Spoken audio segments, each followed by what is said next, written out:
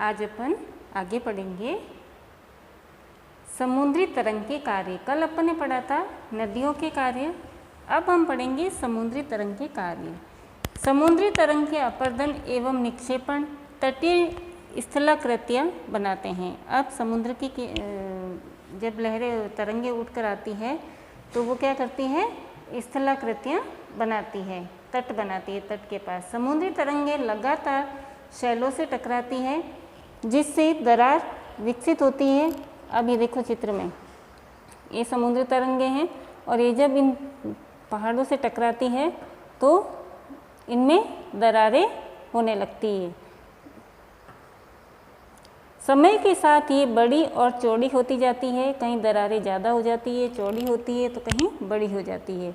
इनको समुद्री गुफाएं कहते हैं और इस तरीके से ये पत्थरों के बीच में ऐसे बड़े बड़े होल हो जाते हैं जिसे गुफाएं कहते हैं, समुद्री गुफाएं कहते हैं। इन गुफाओं के बड़े होते जाने पर इनमें केवल छत ही बसती है और जैसे जैसे समुद्री तरंगे उठती रहती है, पानी इनको काटती रहती, काटते काटते एक समय ऐसा आता है कि ये बहुत ही बड़ी हो जाती है, बड़े होल हो जाते हैं, गुफाएं बहुत बड़ी गुफाएं हो जाती है और यहाँ केवल ऐसे छत रह जाती है जिससे तटीय मेहराब कहते हैं और इसे हम कहते हैं तटीय मेहराब। ये देखो यहाँ पर ये क्या बन जाएगा, फिर ये तटीय मेहराब कहलाता है। लगातार अपर्दन छत को भी तोड़ देती है और बार बार जब तरंगे उठती रहती है, पानी इन पे तरंगों के साथ इन पर पानी आता रहता है तो ये घिसते घिसते फिर ये भी पूरी टूट जाती है और केवल दीवारें बचती हैं और केवल इस तरीके से दीवारें रह जाती हैं। दीवारें जैसी इन आकृतियों को स्टैक कहते हैं। ये रहा यहाँ पर, जैसे अब ये बनते बनते फिर पूरा यहाँ तक बड़ा होल हो जाएगा और आखिर में जाते ये दीवार भी टूट जाएगी और केवल फिर ये ऐसे पिलर टाइप में रह जाते हैं जिसे कहते हैं स्टैक। समुद्री जल के ऊपर लगभग ऊर्ध्वाधर उठे हुए ऊंचे शैलीय तटों को समुद्र भृंग कहते हैं और समुद्री जल के ऊपर लगभग, और मतलब जब इनमें तरंगे बहुत तेज़ी से उठने लगती है तो इन्हें कहा जाता है समुद्री भृंगु कहते हैं। समुद्री तरंगे किनारे पर अवसाद जमा कर समुद्री पुलिन का निर्माण करती है और जब ये समुद्र की लहरें तेज़ हवा में ऐसे बहते बहते स्थल पर आती है तो वहाँ पर वो क्या बन जाता है, बीच टाइप का बन जाता है। अपने साथ में वो मिट्टी कंकर पत्थर भी साथ में लेकर आती है और वहाँ जाकर वो जमा होते जाते हैं जिसे कहा जाता है समुद्री पुलिन। पुलिन क्या कहलाता है, जैसे अपन कहते हैं ना बीच पे, समुद्र के किनारे बीच पर वो बीच का बन जाता है फिर वहाँ पर। ठीक है, अब है हिमनद के कार्य। हिमनद अथवा हिमानी बर्फ़ की नदियाँ होती है। अब ये जो बर्फ़ की नदियाँ हैं ना, इनको कहते हैं हिमनद। हिमनद अपने नीचे की कठोर चट्टानों से गोलार्धशमी मिट्टी पत्थरों को अपर्दित कर देती है और जब ये हिमनदियाँ बहकर आती है तो इनके नीचे जो ये पहाड़ हैं तो ये पहाड़ों से जो मिट्टी कंकर पत्थर अपने साथ बहाकर लेकर आती रहती है और गोलार्धशमी मिट्टी एवं पत्थरों से भूदृश्य का अपर्दन करती है और ये बहते बहते जब नीचे आ जाती है समतल जगह पर तो वहाँ पर ये मिट्टी और पत्थर लेके आ जाती है। हिमनद गहरे गर्तों का निर्माण करती है और जब ये पर्वतीय क्षेत्र में बर्फ़ पिघलने से उन गर्तों में जल भर जाता है और जब ये बर्फ़ के ग्लेशियर आते हैं खिसकते खिसकते तो ये क्या करते हैं कि इनके नीचे गड्ढे हो जाते हैं और जब ये बहकर आगे चले जाते हैं तो वहाँ उन गड्ढों में वो बर्फ़ आधी तो नीचे बहकर चली जाती है, ग्लेशियर नीचे चले जाते हैं और उन गड्ढों में भी वो बर्फ़ जमी हुई रहती है।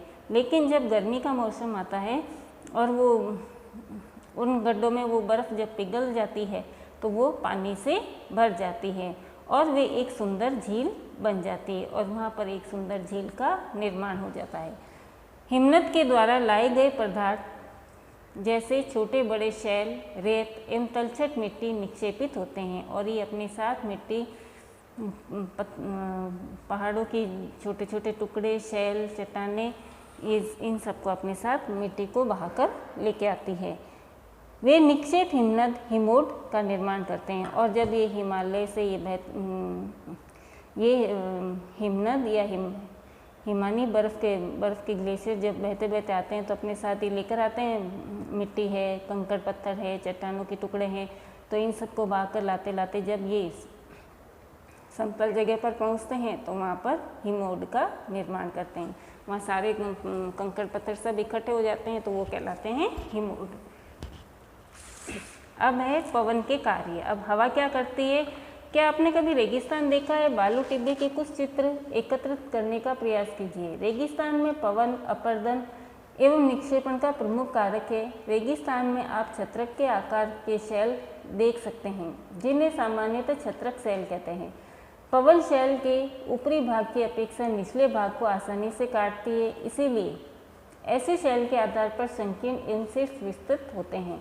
अब रेगिस्तान में और आपने देखा होगा कि तेज़ हवाएं चलती है और ये हवाएं यहाँ से बह रही है, इधर से बह रही है, बहते बहते क्या करेगी, ये जो टीला है ये भी उस हवा के साथ ये क्या मिट्टी का टीला है, तो ये बहकर हवा में उड़ते उड़ते दूसरी जगह पर जाकर इकट्ठा हो जाता है। तो वहाँ पर क्या बन जाते हैं, ये टिब्बे बन जाते हैं। लेकिन इनके नीचे कुछ ऐसे भी होते हैं जो भारी होते हैं, मिट्टी के कण कुछ ऐसे होते हैं जो भारी होते हैं, तो वो ज़्यादा दूरी तक उड़ नहीं पाते हैं। पवन चलने पर यह अपने साथ रेत को एक स्थान से दूसरे स्थान पर पहुंचाते हैं। जब पवन का बहाव रुकता है, जब हवा रुक जाती है, तो यह रेत गिरकर छोटी पहाड़ी बन जाती है। इनको बालू का टिब्बा कहते हैं।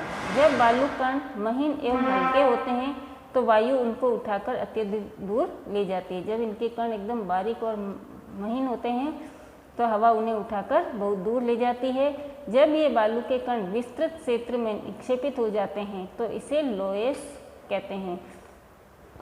चीन में विशाल लोएस निक्षेप पाए जाते हैं और जहाँ पर फिर ऐसे कुछ कण भारी होते हैं तो वो ज़्यादा दूर तक नहीं जाते हैं और इस तरीके से एक पहाड़, छोटा सा कंकरों का पहाड़ जैसा बन जाता है, जिसे कहते हैं लोएस। ठीक है बच्चों, चैप्टर पूरा हो गया है। कल हम इसके प्रश्न उत्तर करेंगे। धन्यवाद।